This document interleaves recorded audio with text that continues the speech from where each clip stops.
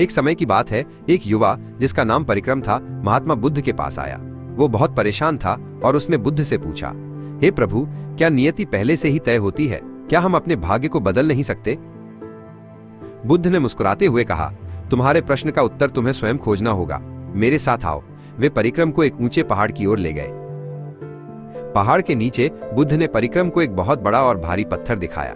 इस पत्थर को उठाओ और इस पहाड़ी की चोटी तक ले जाओ। उन्होंने कहा, यह तुम्हारी नियति की यात्रा है। परिक्रम ने पत्थर को उठाया और अपनी कठिन यात्रा शुरू की। कुछ दूर चलने के बाद उसकी पीठ दर्द करने लगी और वो हांफने लगा।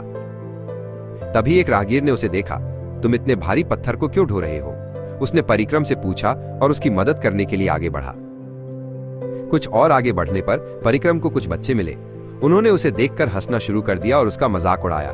देखो, ये कितना मूर्ख है, इतना भारी पत्थर क्यों ढो रहा है? परिक्रम ने हार नहीं मानी और आगे बढ़ता रहा। आखिरकार वो चोटी पर पहुंच गया और पत्थर को नीचे रख दिया। वो पूरी तरह से थक चुका था।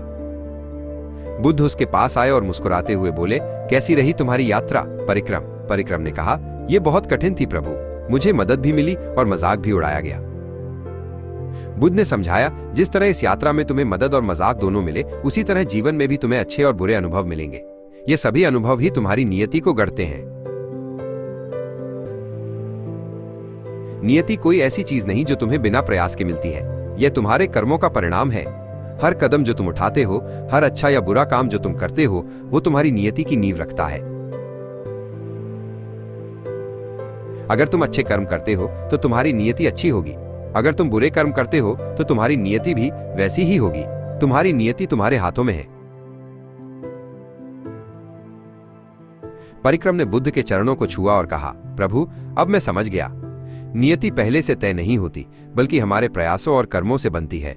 और वो एक नया, समझदार और प्रेरित व्यक्ति बनकर वहां से चला गया।